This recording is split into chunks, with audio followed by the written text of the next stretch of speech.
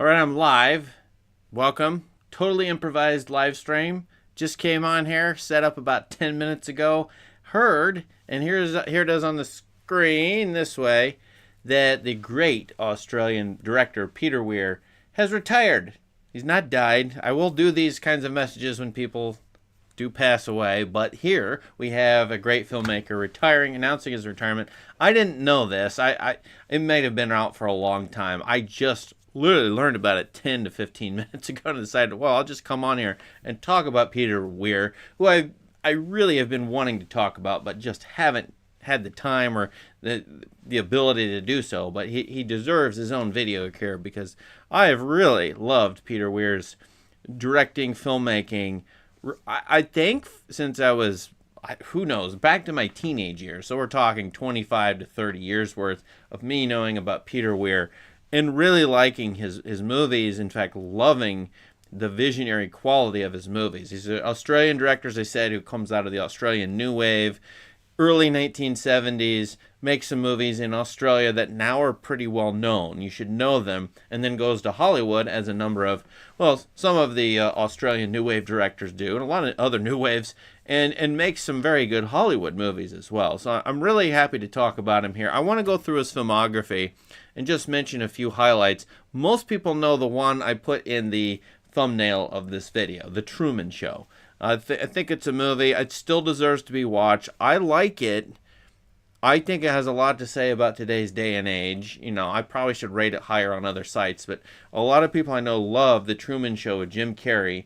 I'm not going to say anything about it, no spoilers, but it's worth watching because I think it gets at a great number of issues with social media and public performance and celebrity these days and influencers and on and on.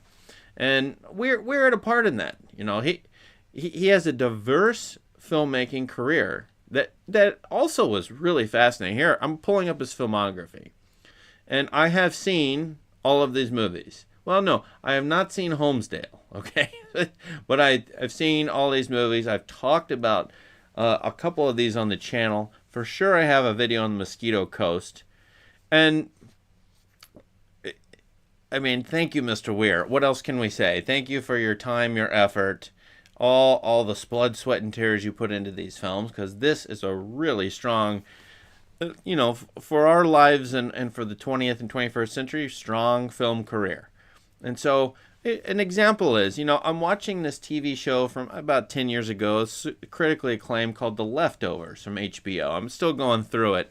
And I'm thinking a lot of the time, you know, I wonder how much of this they got just from Picnic at Hanging Rock.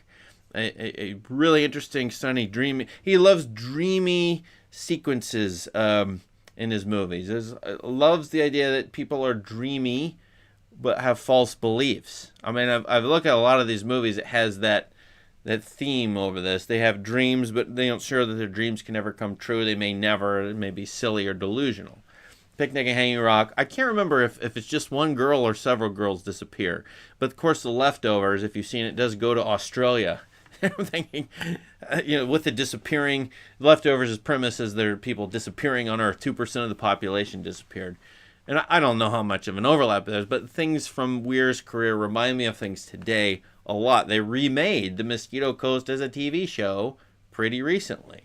You know, for example, The Last Wave, if he's here, my friend Joel Duff, I remember watching this long ago at your house 20 years ago, The Last Wave. He recommended it. Such a strange movie and dreamy, again, haunting dreamlike quality. I would recommend this movie as well. I've not talked about it. It deserves to be watched and looked at, especially if you like Picnic at Hanging Rock. But to me, this is my personal preference. Gallipoli is an amazing movie. I probably haven't praised enough in this channel. It's a World War I tale. You know, post-World War I now, but it's about Australians going into World War I. And the disconnects in this movie are just remarkable. One of Mel Gibson's early career movies, but the disconnect between what these people believe is happening in World War I and what happens to them. It's just one of the saddest war tales I can think of. And I will admit, I don't cry much in movies. This one has got me. This one gets me. There's a couple scenes in it, one toward the beginning, one toward the end, that get me. And, you know, I think you don't have a lot of movies about Australia participating in wars. You have Bruce Beresford's Breaker Morant, very good movie too. But this one I strongly recommend, early '80s movie. And then The Year of Living Dangerously. I think that's a Hollywood movie. I think both. I can't remember. Gallipoli might be Australian. Year of Living Dangerously transitions, I think, to Hollywood. Certainly, Witness is going to Hollywood. And by this point in time, he's working with the best actors: Mel Gibson for Gallipoli and Living Dangerously, and Harrison Ford for Witness, Mosquito Coast, Robin Williams, Jim Carrey, Russell Crowe, on down there, and so on and so forth. So these are interesting. There's not a movie here I wouldn't recommend. I think Green Card, not so great. I don't like Dead Poet Society, but that's partly a vocational thing. I don't think it's the greatest depiction of English teachers, but a lot of people love those movies as well. I think the Mosquito Coast, I still think about it a lot. The tale of a disaffected American thinks society is going down the toilet, decaying, and just decides to go off and become an expatriate with his family. River Phoenix is in it, for example. And that is a strong, playing his type, Harrison Ford. River Phoenix, as I said, and then the expatriate. Americans going off and colonizing other places comes up here. Expat sorts of things, which still happens today. And so I look at a number of these movies, that's what I'm trying to say. They still resonate. Like, he picked material. Dead Poets Society, still used in English classrooms, still about serious teenage problems. So he just did really well. In every single way. I can't tell you what defines his filmmaking. Slower, dreamier passage, delusional characters. Maybe I gotta think about this a little bit. Does he like happy endings? That's a generic thing, but kind of he likes mysteries and just to leave things in a state of mystery. If I get that right, I think so. I must say he likes some manly sort of fare. So Master and Commander is the go-to bro movie and middle-aged guy movie. It has been for 20 years, based on what's the novelist, the Patrick O'Brien novels, and I think this one is a mashup of two. I really like Master and Commander. I don't even care what the reason is. The Way Back is an underwatched movie. It's a pretty good prison escape movie and a possible journey through. I think these guys are in Siberia. Oh yeah, it's during this. Okay, Soviet prisoners, and they somehow go south. It's in a geographical. This movie is unique. It's in a geographical place that is rare. I don't remember seeing Siberian escape prison movie. They go south. Where did they go, to India? No, they can't. I can't remember where they go. Oh yeah, it's Colin Farrell, Ed Harris. This isn't a bad movie. If you want an unwatched movie no one talks about, The Way Back, not bad. What would his best movies be, though? That's where I struggle. I'm like looking at these going, most of them are very good. So in the comments, I'm looking at, there's several people here wondering what you think his best movie is. I praise Gallipoli. I think if it's not The Truman Show, it's one of his first 5 movies. I didn't like Cars That Ate Paris, but Picnic, Last Wave, Gallipoli, I would probably pick one of those. But I do have a lot of people on the channel who love The Year of Living Dangerously. So it feels to me like, you should just jump in and pick something, because this is a wildly varied film career. And when I think about it as an auteur, I'm having trouble. I'd have to watch all these movies all the way through over several weeks to months to sort of think about what their connections are, because the subject matter, Green Card's about immigrants, Dead Poet Society is about mid 20th century English class, Truman Show science fiction, Master and Commander set in the British Navy and Napoleonic Wars. Way Back is a Cold War escape from prison tale. Gallipoli is World War I. The Cars That Ate Paris is a quirky backwoods Australian thing. It's all so varied that it is a remarkable career. So I just want to come on and say that. Did he win any awards? Now I'm looking at Wikipedia. What did he win? Witness got a lot of nominations. So did Master and Commander got a ton. I don't think he ever won Best Director though at any in at the Oscars.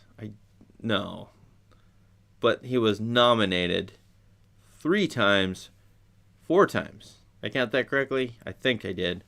For Witness, Dead Poets Society. So a 4-time nominated Academy Award director. What do I say? When you get old, you got to retire, and so that's what he's decided to do. I didn't look up how old he is right now, but 44. And I'm thinking about I was looking at the movies ahead of this year, the year 2024, of course, and George Miller is making Furiosa, a Mad Max prequel. I think George Miller is about this old. Another of these Australian New Wave types, along with Bruce Beresford. Oh no, I'm blanking on about 6 of these guys. And Peter Weir, who went over, let's look it up, might as well, who went over to the United States after doing really good stuff. And what was in the air? What creates these new waves? There have been many, many, many. And typically the new wave is applied to, as you know, a place in time where there's a lot of filmmakers that come out of that place in time, and they're just great, or they do something new, or they take something that's just been done, like the French New Wave, and apply it to their country.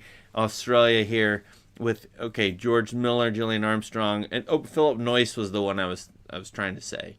So I think of these, Miller's going strong. He's pretty old. I think he's got to be as old as Weir, but Weir, as I said, confirmed his retirement. Oh, he got a Lifetime Achievement Award. Well deserved. So, what are your favorite Weir films? What would you recommend? Yeah.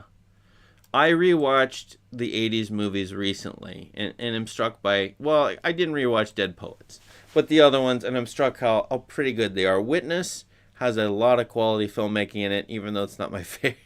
Some of the things in it I think are a little goofy screenplay-wise. In fact, if I think about Weir, he's taking screenplays and, putting him in his style. The slow action sequences in Witness. Yeah.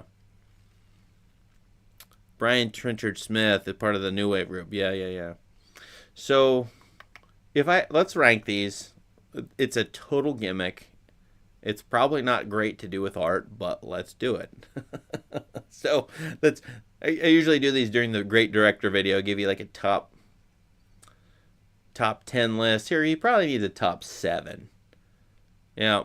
Well, so Hippolito Picciardo, my favorite director as a kid. I vividly remember watching, 3 or 4 of these and thinking, oh, they're really good.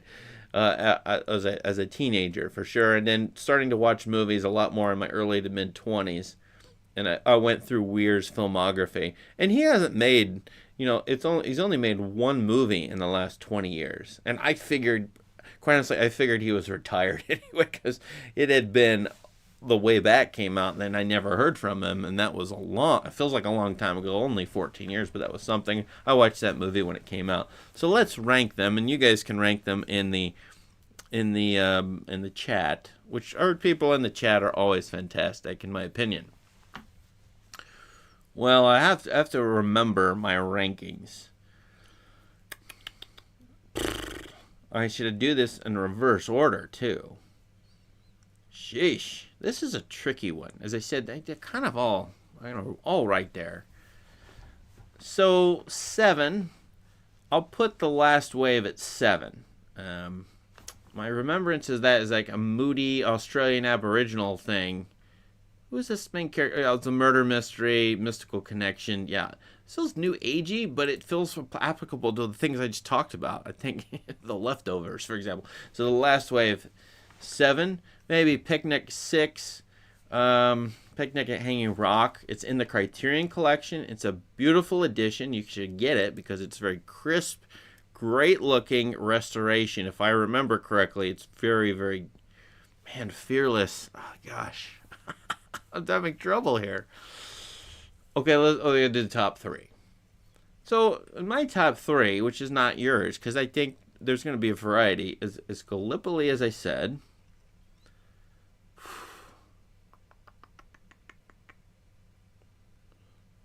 I'm staring at Mosquito Coast wanting to pick it to be weird. But it probably Gallipoli, Truman Show, Master and Commander. They're probably too boring, but those are worth watching. Okay, so I think anybody can accept. Those are accessible movies. I think Gallipoli is a great companion to Master and Commander, so the other side of war making. But Gallipoli, Truman Show, Master and Commander, not maybe in that order, but top 3. 4, Mosquito Coast, and then I did 5. 5 is maybe The Year of Living Dangerously. I just can't remember Fearless now that I'm staring at it. Living Dangerously, 6, Last Wave, 7, Picnic, something like that. And when I look at it and go, I'm putting 1's up here and 7 down here. No, they're more like this. If you can see my hands, 1 and 7 are like pretty tight. And that's this master filmmaker making 7. And then I would recommend maybe Fearless, yeah, I'm remembering it. And more loosely recommending Witness and The Way Back if you're interested in these other ones. Less interested in Green Card and Dead Poets. So those are that's the way I would talk about Peter Weir, which we haven't. I'm so shocked I didn't even announce I was doing this video. We have a lot of people here, which I was like, Peter Weir retired. Who would know about him? Who would remember him? And for those of you young people, he's one of those directors who's like much older than me, but he was making things that resonated with me. The grumpy guy in Mosquito Coast, the hounded, sad Jim Carrey character, who I don't want to spoil it, in Truman Show, the tough guys on a ship who struggle to even know themselves. I remember the Russell Crowe character in Master and Commander, and the really sad boys who shouldn't have gone off and died in Gallipoli, and so on and so forth. So yeah, this is great. Getting some rankings in the chat. Anyway, I'm going to read the chat just real quickly. That's why I'm staring off into space. Thank you for those of you regulars here. Thank you for those who I've not seen here before. Yeah, I had to turn off Mosquito Coast. Not a movie for me. I really do think the first 30 minutes of it are like quite arresting when Harrison Ford just goes through modern American rants to his son, the River Phoenix character, is the narrator. The question is what that movie does with its concept after that.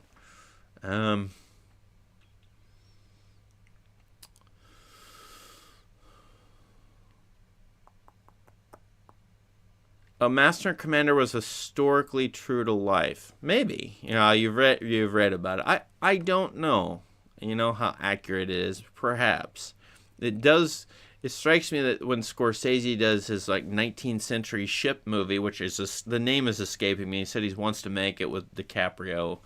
I think involved. They're gonna be looking at Master and Commander and how they did all of those shots in that movie, which are remarkable. I think it's realistic. I don't think there's a model used in it, which then that is remarkable for sure.